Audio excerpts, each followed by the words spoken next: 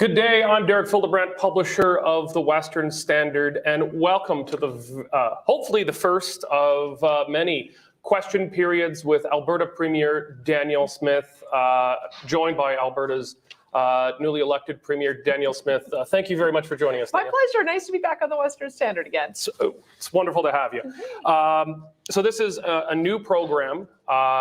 This is the first. We hope to make this a regular occurrence. We'll see how it goes. It's question period for a reason. It's going to be questions regularly put to Alberta Premier Danielle Smith. After today, if we're able to do this going forward, we're going to get a call-in line set up so that you can verbally ask your questions of the Premier. But today it's going to begin with, because we don't have that, I get to ask more questions than is probably normally the plan. But I'm going to ask some questions of the Premier, and when I'm done with those, then it's your turn. So in the comments section, post your questions. Try to keep them respectful. Try to keep them family-friendly if you can. Obviously, we're not going to be able to answer every one, but I imagine many of them will be reoccurring. So if we see the same kind of question coming up multiple times, there's a better chance we're going to ask it. But no guarantees, because we've only got an hour of the Premier's time here. But we're sitting here at the Enoch Cree Nation Hotel and Casino, just immediately west of Edmonton. We can actually see right out the window here, beautiful downtown Edmonton. We're here because this weekend is the United Conservative Party's annual general meeting. It's only been about 2 weeks and maybe 2 weeks and a day, I think, since you were elected leader of the United Conservative Party and therefore Premier Designate, sworn in just days later. But it's been roughly 13 years in the making since you first left the Canadian Federation of Independent Businesses and ran for the leadership of this little party very few people had heard of, the Wild Rose. 13 years later, you're now the Premier of Alberta. Do you have to pinch yourself? It's been remarkable, especially since it's been so busy over the last couple of weeks. I'm really grateful that Albertans forgave me for the blunder that I had back in 2014, and with the best of intentions, misreading the signs that people were wanting to bring this movement back together. Clearly, I was wrong, but it took a long time, 7 years, to make amends for that, and it was by no means a given that Albertans would give me a chance to get back into politics. So I'm just grateful that our members did, and now we have to broaden it out. And I'm reintroducing myself to Albertans who might not have listened to me on my radio program for the last 6 years, but I'm feeling really encouraged by the feedback I've already gotten from our caucus. It's we're coming together as a team, and it's fantastic. We've got a unity in purpose, and I'm looking forward, and we're moving forward in a bold way on a lot of different files. So we're going to get to the cabinet in a second, which was announced just minutes ago. But you've got, it's been less than 2 weeks since you were sworn in. It's an unusual transition, I would say. Normally, someone becomes leader or a new party wins an election over another party, and there's 2 or 3 weeks, and the Premier or the Prime Minister and the cabinet are sworn in at the same time. You were sworn in days after winning the leadership, but not your cabinet. Now, about 10, 15 minutes ago, your cabinet was announced, but will not be sworn in until Monday. So it's a different kind of transition. What you tell me, what are the big challenges you faced in the transition coming into the Premier's office so quickly, and obviously a lot of slings and arrows shot your way from day one?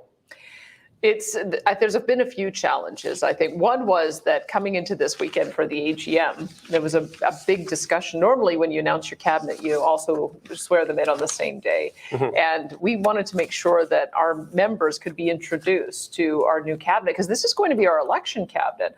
When you think about it, we're not getting together as a group again until next year. And so I thought it was respectful to our members so that they knew which direction we were going, what the faces were going to be in each portfolio. So it's a bit awkward because there are, unfortunately, not room for every cabinet member. But one of the things I would say, and it was one of the cabinet members who I was unfortunately not able to offer a position to, and they said, you know what, this is good. We need to have some new fresh faces in there so that we can put a new face on the government. So I was grateful to, even though somebody was disappointed at not being able to be in that position, that they were so gracious. And that's what I've seen across all of the meetings that I've had with our MLAs. I wanted to make sure that I didn't prejudge anything, because when leadership races are a little bit rough, you probably know that too, Derek. And when you have the kind of challenge that happens and the frictions that happen, you need to do a little bit of relationship repair. And so I wanted to make sure that I sat down for at least half an hour with every MLA, wanted to find out what priorities were in their riding, what their aspirations were in politics. And then we had a fantastic 3-day caucus meeting where I wanted to do a couple of things in setting the tone for how we were going to come together as a group, bring family members out, have a little bit of social time together. We played paintball, and I discovered that I'm actually a pretty good shot. Nate Horner discovered that the hard way as well. That was probably one of my best moments in Capture the Flag. But it's important when you do those kinds of things together. It brings you together as a team. So those were the other considerations, is we had to bring together the caucus members, and also we had some just stellar leadership candidates, and I wanted to make room for as many of them as possible in senior roles. So that was the other thing that I had to consider as we were putting it together. So let's talk about cabinet. Cabinet, as I said, was just announced minutes before we started. There's a lot to take in, as there's with any new cabinet, because it's not just a shuffle. It's a new cabinet, but not exactly. I was trying to think, what would be the headline of my column I write about this? I was thinking something new, something borrowed, and something blue. So let's start with the new. Brian Jean, Minister of Jobs, Economy, Northern Development. Peter Guthrie in Energy. Mike Ellis in the new position of Public Safety Minister. Used. Ariana LaGrange staying in education, Travis Taves returning to finance, Rajan Sani going to multiculturalism. I should say it's a bigger role. It's trade, immigration, and multiculturalism. Oh, okay. Yes. Multiculturalism gets attached to a lot of different ministries and every different premiership. Borrowed. Tyler Shandro stays in Justice, not returning to Health though, but staying in Justice. Minister Copping staying in Health. And something blue, so that's where I put Todd Lowe in. You've got him as Minister of Forestry, Parks and Tourism. I think you should have called it Parks and Recreation, because he could be like the Ron Swanson of your government. I have to tell you, when I was talking to him about it, I wanted him to look up a picture, because I was sure if I called it Forestry, Parks and Recreation, which we were going to, someone would have put one of the Ron Swanson mustaches on him at some point. I don't know if he's a Parks and Rec fan, though. If he's not, he's got to study up quickly, because that'd be the dream job as minister, to sit there and say, my job is to make sure we do nothing. The only problem with that is that there's so much I want him to do in that portfolio. We can talk about, I have 100 things I could say about each of those. So tell me which one you want to get into. Okay, so there's a lot of specifics. This question's less about the specifics of those individual ministers. I'm going to get to that. It's a change. It's a significant change, but it's not a massive turnover that you would sometimes see, obviously not within an intra-party change with new leadership within a party staying in government.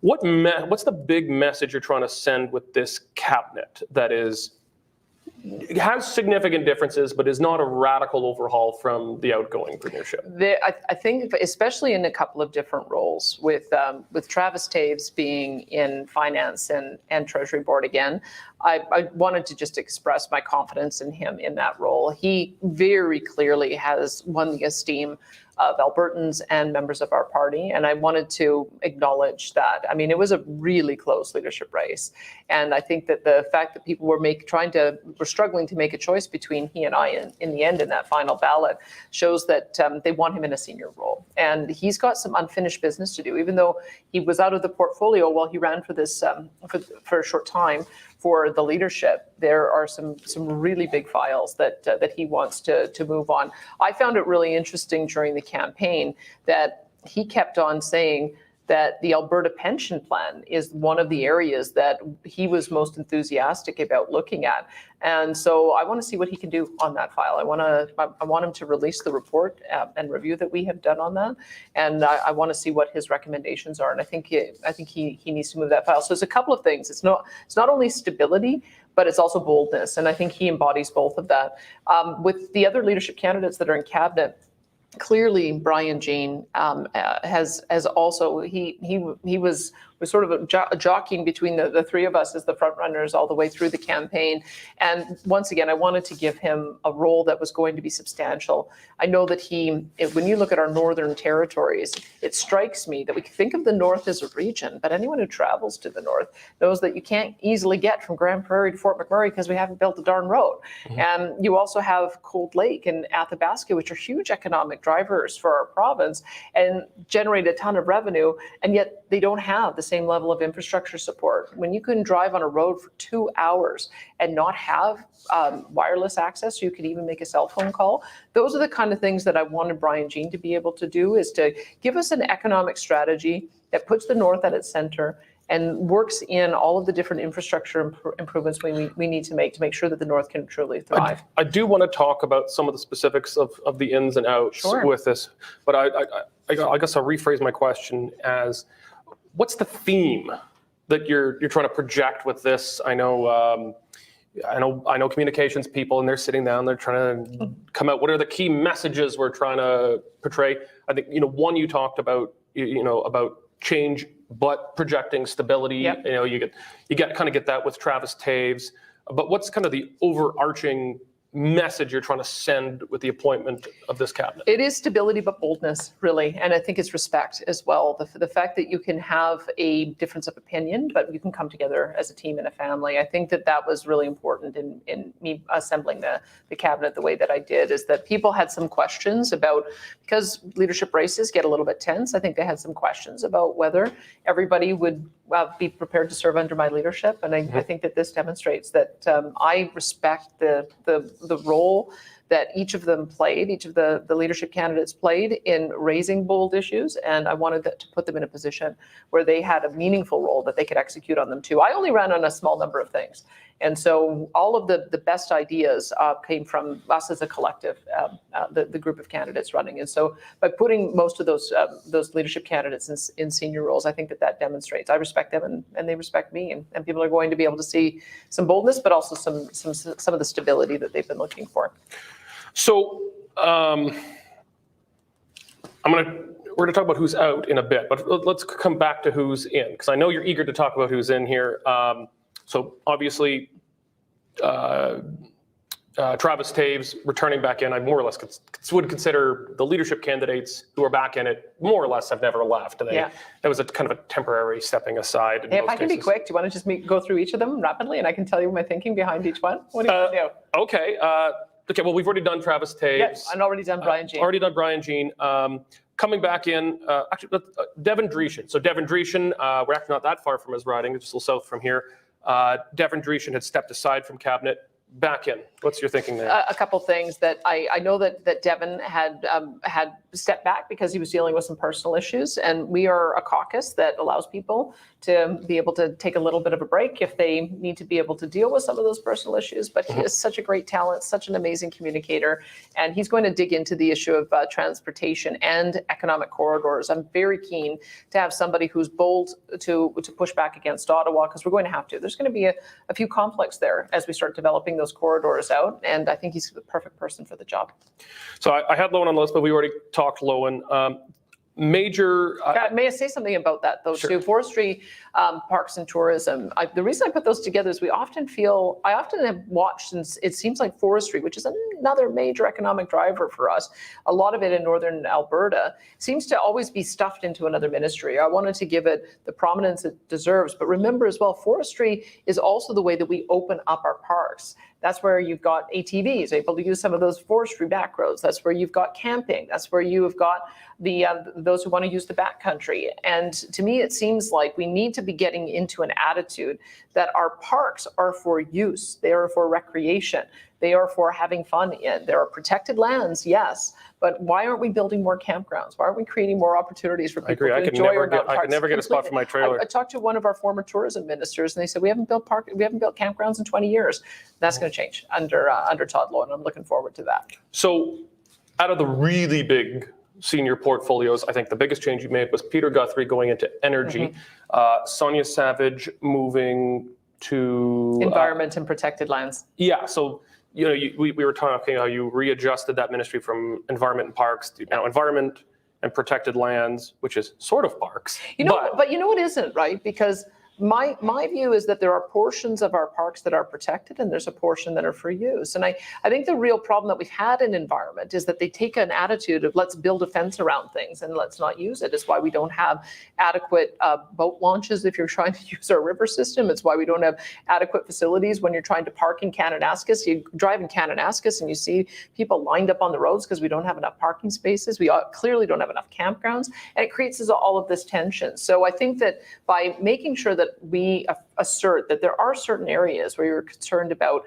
endangered species and habitat protection, you absolutely want to have a different attitude towards those than the areas that you want to encourage tourism. So we already do have different categorizations for lands, so it shouldn't be that difficult to do. But there's a culture and environment and protected lands that we need to preserve because they are our watchdogs. But there is also a very strong desire to be able to use lands so that we can all be able to enjoy our mountain parks and other areas. So that's the difference between the two. But also, Sonia Savage has such immense background in regulatory approvals. She did tremendous work on the energy side, but so oftentimes she was getting blocked in wanting to move things forward on the environment side. So now she's in a position to be able to work some of those issues through as well. And I'm looking forward to having that tag team. Pete Guthrie was the head of our energy committee. That's where I first got to know him a couple of years ago. And he's already built a ton of those relationships, especially with our small and mid-sized companies. We know that the economic driver in our province is those small and medium oil and gas companies. They've got some big issues with the regulating agencies, and I think Pete knows what those issues are.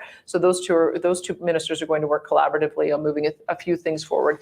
In particular, there was a royalty credit program that I was quite a big champion of in my former life, where it was called R-Star. And I know that it will be a way that we can clean up some of our legacy well sites. We've got legacy well sites going back to the 50s and 60s that just keep getting pushed forward. It's creating a black eye for us internationally. And I'm highly motivated for us to figure out a process to reclaim those wells all the way through to the end so we can get that land back in its condition. No one appears to have been able to fix that issue. I'm starting to throw up my hands and think it might be one of those unfixable issues. I can tell you, Pete Guthrie and Sonia Savage, they'll fix it.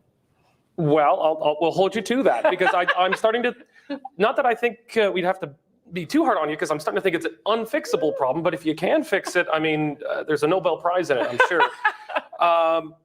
So let's talk about your deputy premiers. Yeah.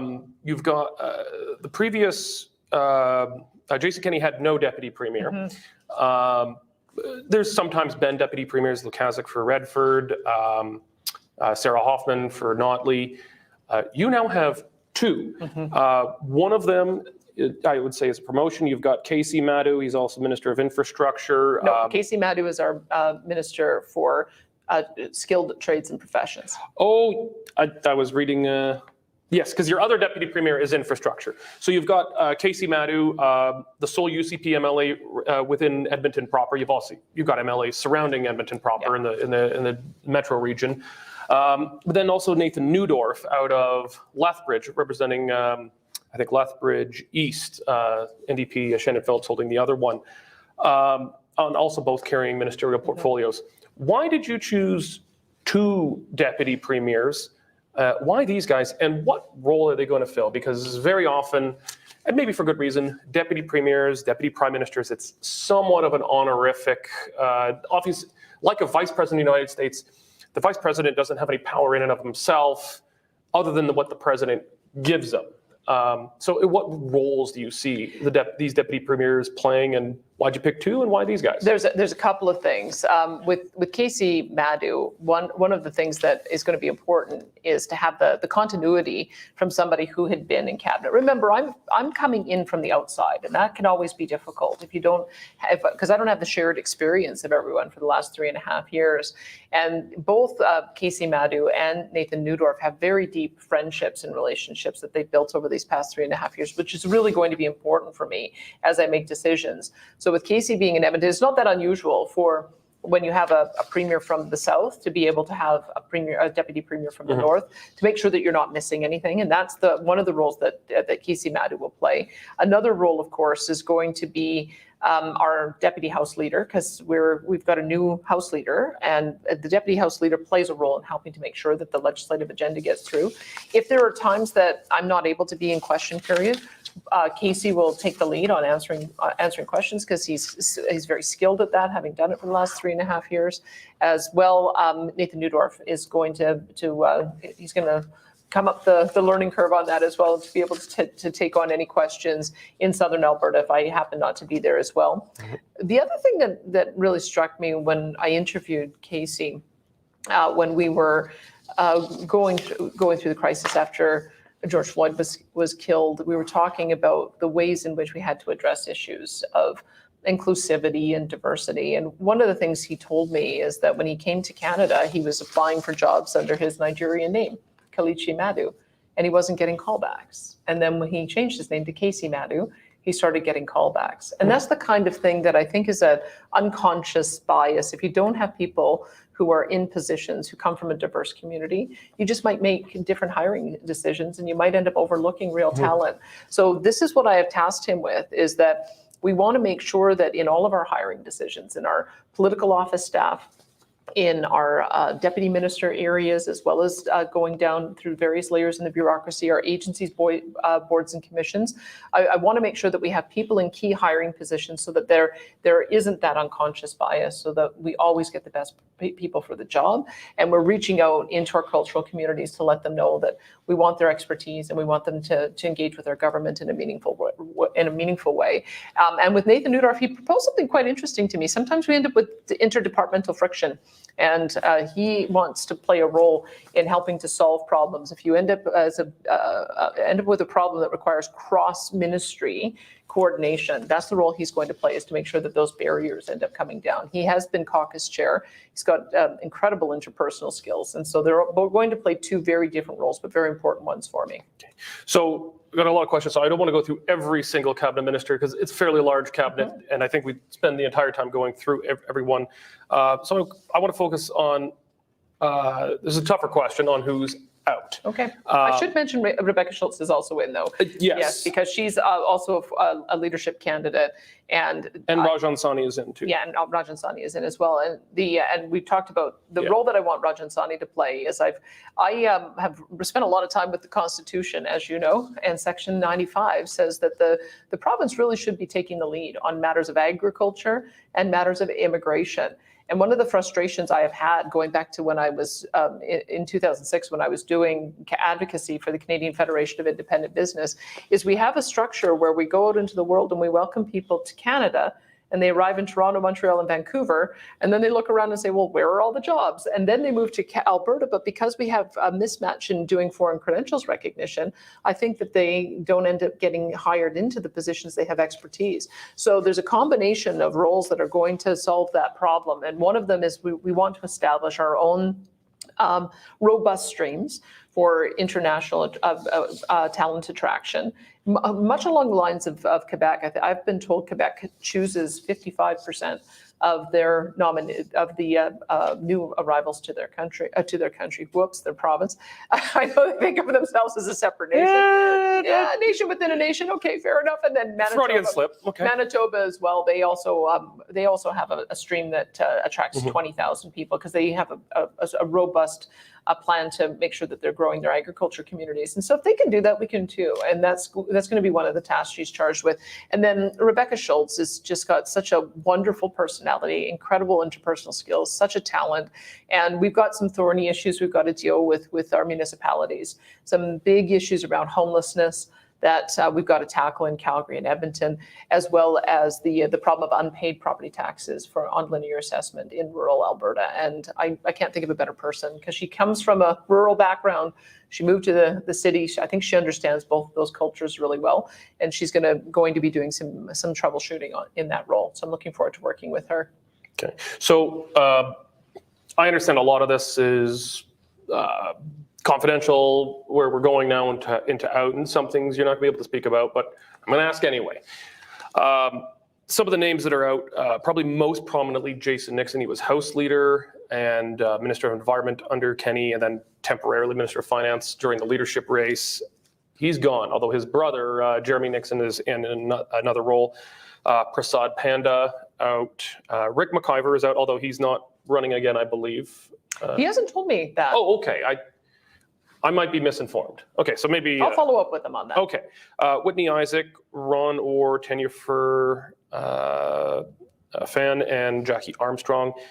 Leila here was not in it, but she had been a cabinet minister, so she's the only leadership contestant who's not running, who's not in the cabinet, although, not a particularly strong placing in the leadership.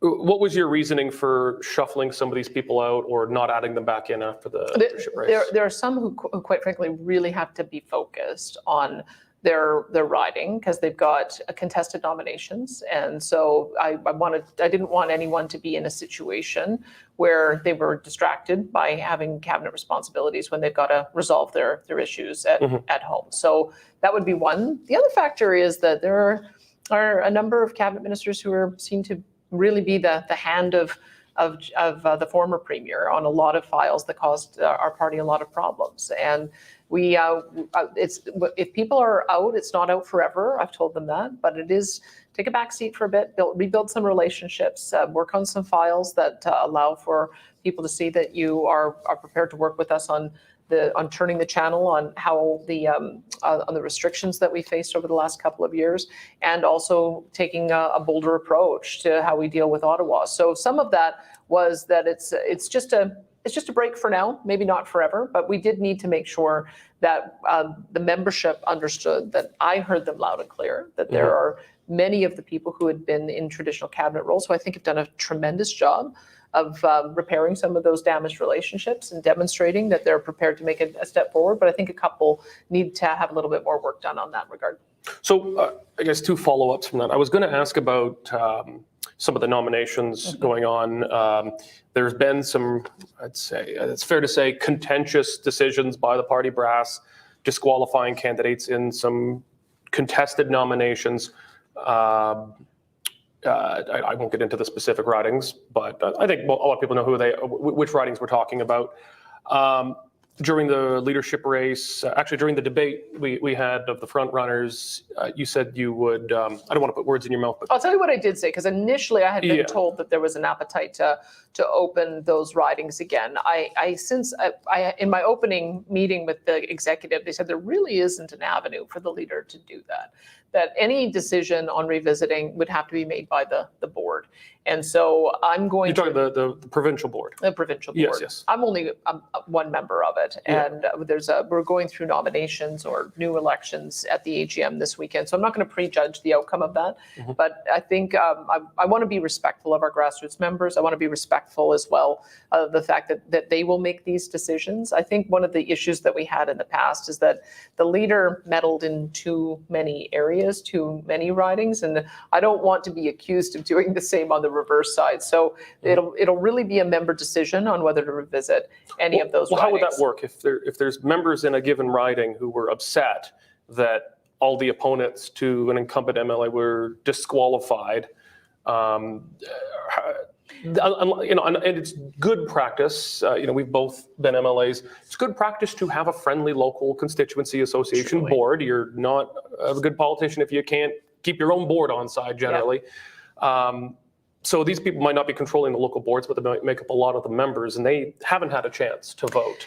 So how are they going to have their voices expressed if that's already been cut? So this is going to be one of the big battles at this AGM. Quite frankly, there's 28 candidates who are running for the different positions, and there's a number of them that want to revisit exactly the issues that you're raising, and there's others who want to respect the decisions that were made. So I'm keeping I'm just watching it as an observer. So maybe you can ask me that again once we see how those votes go, because that would be the first step, is whether the provincial board has an appetite to revisit any of that. Yeah. I've been of the view that a clean slate is a clean slate, and we have to perhaps look at how we do our vetting process. I think that there are some people who are concerned that it's overly strict. But look, I had a process back in my day that was underly strict, and so where you find There's that probably balance, not a perfect balance in there anyway. These are really difficult decisions, and whatever gets shared publicly about why a candidate was disqualified, there's always a dossier of things that go behind it, and you don't want to be damaging people's reputations unnecessarily. So I think my approach has been, since there isn't really a role for the leader to unilaterally make those decisions, I just want to be respectful of the board process. Now, I have a last question on cabinet before we get into some other matters, however related. Is this, this cabinet coming in not that long before the next provincial election? And I mean, you were not the candidate who had the most support within the existing caucus. There's going to be new MLAs coming in, probably within some of the incumbent seats from retirements, or if any incumbents are allowed to be defeated in nominations, that kind of thing. Is this, obviously you will make changes to cabinet if you are re-elected in the spring, but is this a cabinet that you're expecting to more or less keep intact through the election? Like when that election's over and you have a new caucus, are you expecting to make any significant changes after when you've got that new caucus in front of you? You always have to look at the new talent coming in, and that was part of the hard decision that I had to make this time around. There was an opportunity for me, I suppose, to just grandfather in everybody who was there and then just add the ones that I wanted, but then I would have ended up with 40 people in cabinet. And we don't want to do that because that makes it really difficult for the administration, because they have already established the underpinning of how those different departments work, and you don't want to be bisecting them too much, otherwise you could end up creating silos. So I will keep an open mind with new recruits coming in, because we're going to be, I think we don't have candidates right now in 27 ridings. We are because they're held by the other party, and we also have a number of retirements happening. So I don't want to prejudge. There's a lot of talent, as Preston Manning used to say. You've got to make cabinet out of the wood that you're given. Unfortunately, he was paraphrasing Sir John MacDonald. Oh, is he now? Okay. Unfortunately, we've been given some very good wood, and I think that we're going to continue attracting some really good people to run for us. It makes my job really difficult, because I really wish I could give everybody a senior position, but those are tough choices we have to make. So I won't prejudge it. We'll see what happens after the next election. Okay, so we've set a whole new world record. We've gone 37 minutes and not talked about the Sovereignty Act. Oh my gosh. It's never happened. That has never happened in any of the interviews I've done in 6 months. Yeah, well, I suppose there's finally been some other things to talk about. It was obviously very contentious during the leadership race. The only other candidate besides yourself who supported it in principle was Todd Lowen. Sources we've spoken to say that you've more or less been able to pacify this around caucus. Now, I've got a call on, though, that you had issued sort of almost a mini white paper during the leadership race on some of these pieces with the Sovereignty Act, particularly as it relates to Supreme Court of Canada rulings. It's been, I think, probably fairly called somewhat of a walk back, obviously not a full walk back, but it's definitely a break from as it was originally proposed, coming out of the Alberta Free Strategy. Understanding, I know you did not campaign on the Alberta Free Strategy, you campaigned on a modified portion of it, the Sovereignty Act. So I guess two questions. One is, has this been more or less been pacified with caucus and with the leadership contenders or former leadership contenders? And what changes or give and take were needed to get caucus on side for that? So first of all, I think it had to be made clear that I wasn't just lifting the ideas from the Free Alberta strategy and saying holus bolus we would implement them, because as much as I think the Free Alberta strategy has a number of excellent ideas, I don't think all of them are constitutional, and I don't think all of them can be implemented. But the notion behind the Sovereignty Act really appealed to me because, and especially now that I have gone through some department briefings, I had a suspicion this was going on, but now I know that it is going on. Link Byfield and I, years ago, bless his, God rest his soul, he passed on. But when he and I were collaborating together, he and I did a Calgary Congress. And one of the things that he pointed out at the time that was a major invasion of the federal government into our areas of jurisdiction was their use of the federal spending power. What they do is they overtax, and then they dribble money back to us with a ton of conditions saying, if you do it our way, you'll get some money, and if you don't, we're not going to transfer you money. And what I've discovered in the departmental briefings is that the federal government is reaching into our jurisdiction all the time at the departmental level, all of the time at the management level. So one of the things I wanted the Sovereignty Act to do is to send a message to all people who work for us that that's not going to be accepted anymore. Anytime a federal government makes an entry into our jurisdiction, it's going to come up to my office. I'm intergovernmental affairs, and I want that to be reported. Because I suspect it's dozens, if not hundreds of times that they're trying to manipulate how we write our laws, manipulate how we make our decisions, manipulate how we structure our programs, and it's got to stop. They don't do that in Quebec, and they're not going to do it here anymore. So that was one of the ways I think that I got people on board. And the other thing too is I know that there was this conception that we were just going to ignore court decisions, and I'm not sure how that conception developed, because I always said that in the case of the carbon tax, the Supreme Court had ruled on that. If we wanted to try to find a way to get them to revisit that decision, we'd have to re-challenge it, or we'd have to find some way to offset the amount of cost of the carbon tax. So I always respected the Supreme Court decision, but importantly, the way I see the Sovereignty Act working is it turns the tables on the federal government. Right now, the federal government passes unconstitutional laws all the time and then make us go to court to try to fight to get our rights back.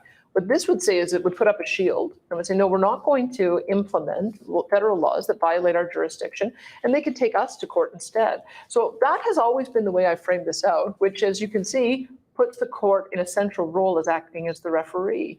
And it's up to us to make the best case possible. And it's up to us to demonstrate that we're going to stay out of their lane, but they've got to stay out of ours as well. And I'm prepared to have those court battles. So following on this with the Sovereignty Act, we have seen, much to my surprise now, 5 provinces and territories say that they're not going to comply with Ottawa's orders to use their provincial police forces to go and confiscate guns that the federal Liberal government have just declared to be illegal. It began with Alberta. Chandro announced that soon before you were elected leader of the UCP, followed quickly by Saskatchewan and Manitoba, and then started to really surprise me when I think it was New Brunswick and Yukon. And Yukon's not even a center-right government right now. Do you think that this is going to kind of validate, does this provide a validation for your plan with the Sovereignty Act? And what does this say for maybe the ability for you to build alliances with other provinces to engage in Sovereignty Act style disregard of federal orders in areas of provincial jurisdiction? Yeah. I think what happens when you put a bold idea forward, initially everybody says, what? What are you talking about? You can't do that. And then as they start thinking about it, they say, maybe we can do it. And then as they start seeing ways in which it can be used, they say, darn it, we are going to do it. And I think that that's been the transition that has happened over the past 6 months, and I've been delighted to see it, because we have been acting as provinces like a subordinate level of government to the federal government, and we're not. We have exclusive jurisdiction in our own areas. And I think that I've already spoken with Premier Moe and I've spoken with Premier Stephenson, and I think that we're going to develop an amazing partnership with those 2 provinces in particular to act as a united front against federal intrusion, but also attack collaboratively on building out economic corridors and working to make sure that Manitoba's hydroelectric power comes across the prairies and that we're able to get our products to market as well. So I think that this is going to be a really exciting stage in the development of interprovincial relations and putting Ottawa in its back in its proper role. And as many allies as wants to work with me on that, I'm delighted to work with them. So I'm keenly aware of the time and that I have not left a ton of time for questions from others yet. I just think my questions are so great. People might disagree. Well, you know, the cabinet decisions are big changes, really. So I can understand why you wanted to do that. I should also mention one really important area is two important areas. So you'll notice that Mike Ellis has been moved into the role of public safety. And I should point out that the RCMP contract and our fight with Ottawa over how we're going to move forward on an Alberta Provincial Police, that's going to stay with Tyler Shandro, because he is doing such a tremendous job on that. He's got another one. He's got a fight today. Marco Mendocino just announced that we are going to end all of the sale of firearms or for handguns. He thinks. So, he thinks. So I asked the minister if he would put out a statement on that. So I know that he's up for a big fight on that. But these are really important issues, because they go to our different cultural values in Alberta. We are a different culture here, and that is not in alignment with how it is we want our policing resources to be used. We want our policing resources to be used to fight real criminals, to make sure that we're stopping smuggling of guns across the border, and to deal with some of the gang and organized crime problems that we see that are plaguing cities. So on the counter side of that, Mike Ellis has done tremendous work on mental health and addictions. And we are now world renowned in the approach that we're taking, which is treatment first. Because once you approach from a treatment point of view, there's a certain percentage of people who are going to be able to get clean from drugs permanently and go back to independent living. And we've had amazing success on that. So Mike Ellis has a former history as a Calgary police officer. And it seemed to me that in the new model of policing, we've got to be mindful that a lot of the calls, more than half of them, are mental health and addiction calls. And so as we're building out our Alberta Provincial Police, I think that Mike is going to be the perfect person to be able to do that. So public safety becomes a new prominent role as the Minister of Justice resolves our issues with the RCMP contract, and we have to start building out APP. It's going to switch over to Mike Ellis's role. Plus, I also discovered that... So the current police is under Justice. Yep. But when the APP comes, it's going to be under public safety. As we start building out, it's going to go under Mike Ellis, because for me, I want the new policing culture to reflect the fact that it's not going to be a paramilitary type of style of training as we have had historically. What we need is to attract new officers in who are sensitive to the fact that they may be doing more mental health and addiction calls, and it requires a different approach.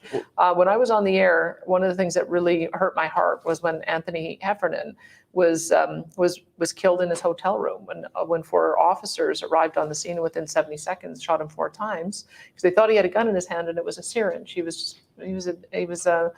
struggling with addiction, and there were a couple of other stories like that in Calgary. And I just thought, we need a different approach in these kinds of matters, and that's why I think Mike is going to be tremendous in leading that. And I'll tell you why that's so important too. Is that I've heard in our rural areas, part of the reason why we have a rural property crime is that it's an unaddressed addiction problem in Calgary and Edmonton, and are causing addicts to come out into the rural areas to steal big farm equipment so that they can feed their addiction. So if we can circle back and have an integrated approach on policing so that we can address the problem in Calgary and Edmonton and also have additional forces to be able to address rural property crime, that's something that I think Mike Ellis is going to be instrumental in bringing through.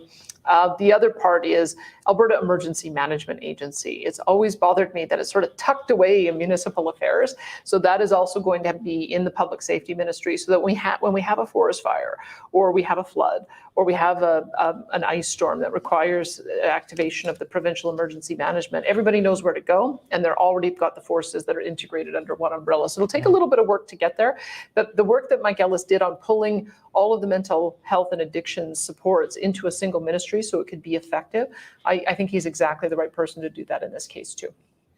Okay, so we're going to switch it up a bit. I know some of you in the comment section have been complaining that I've been looking away from the Premier, and you think it's been very disrespectful of me. I assure you, I'm actually looking, you can't see it, I'm looking at the comment section over here. I'm looking at you saying, Derek, stop being mean to the Premier, and I assure you I'm not attempting to, at least intentionally, to be mean to the Premier. I'm looking at your comments so I can actually ask a few of them, so it's not just my questions. So I've got a couple of questions from people watching.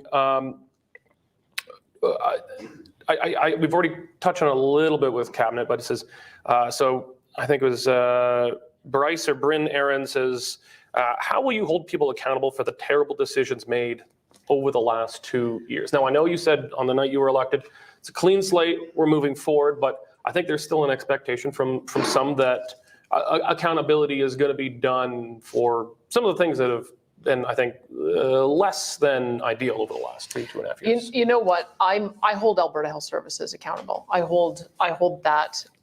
We gave them a lump sum of money and said, run healthcare for us. And we were told, let the experts be in charge.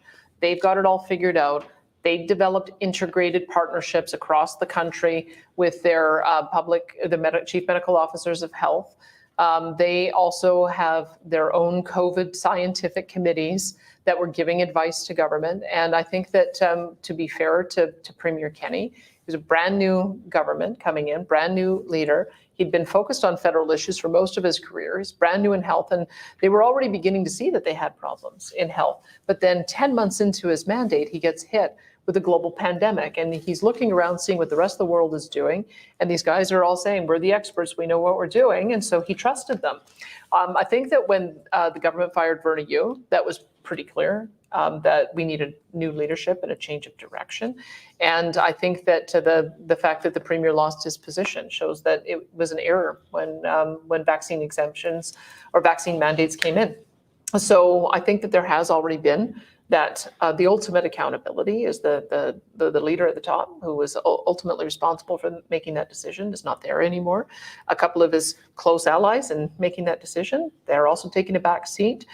There are others who have been speaking openly about how they were fighting behind the scenes, and I appreciate the fact that they did do that. But rank and file MLAs really didn't have a role in making these decisions, and that's one of the problems. That's one thing we're fixing, is that we're changing our policy-making process so that MLAs know our direction of government right from the beginning, and they get to tell us right from the beginning if we're going in the right direction, rather than announcing the policy and then bringing them in at the end. So that's going to, I think, solve a lot of problems. But I must tell you, I believe that Alberta Health Services is the source of a lot of the problems that we've had. They signed some kind of a partnership with the World Economic Forum right in the middle of the pandemic. We've got to address that. Why in the world do we have anything to do with the World Economic Forum? That's got to end. They also have the scientific committee that, quite frankly, didn't look at the whole broad science. They want to make themselves permanent. I saw that in one of your stories. I don't think so. I don't want to have a scientific committee advising me that isn't prepared to look at therapeutic options in the middle of a pandemic and throw out the pandemic planning plan. And I must point out that I've watched that Event 201, which is a pandemic planning exercise. And the very first thing they say you should do is to find an effective therapeutic so that as you're seeking a vaccine, you're keeping people from dying. So I think that the experts let us down. So I'm not interested in taking any advice from them. We will have new leadership on the board. And I don't mean this to disparage any of the board members. When you put a board in place, you're really putting them in place as kind of a caretaker to maintain institutions. This is not an institution I want to maintain as is. So there will be a removal of that board in the course of time, and probably sooner rather than later, with a reinstatement after we've done our restructuring. So the restructuring is going to come, and the issue around who gets held accountable is almost entirely going to be in Alberta Health Services. They told us to trust them. We did. They let us down, and there has to be accountability for that. In addition, I'm waiting for the opportunity to purge the QR code database that I've already put the request in. How do we go about doing that? We are human beings. We are not QR codes, and I never want to see a restaurant ask me ever again to show my vaccine status as a point of entry. So do know that there'll be a number of steps that happen in that regard, but I had to make sure to get my cabinet in place first. But Jason Copping's up for the job. He's been going around the province talking to rural Albertans, and R.J. Sigurdsson, as you've seen, has been parliamentary secretary for EMS. He's been going around the province as well, talking about EMS services. Both of those are going to have robust changes to them. And I'm just asking the public, that if we're going to make these changes, I know it's going to be a little bit bumpy for the next 90 days, and we want to hear the feedback if we're making any mistakes along the way, but keeping things the way they are is not an option. There has to be some accountability for what happened over the past 2.5 years, and we also have to make sure that we are putting in place the resources at the local level so people can get the healthcare that they need. It's not acceptable to be waiting in the back of an ambulance for 9 hours. It's not acceptable to be waiting in an emergency room for 29 hours. That ends. So we've got just 5 minutes left. I want to be respectful with your time. I will take as much time as you will give, but I'll respect it here.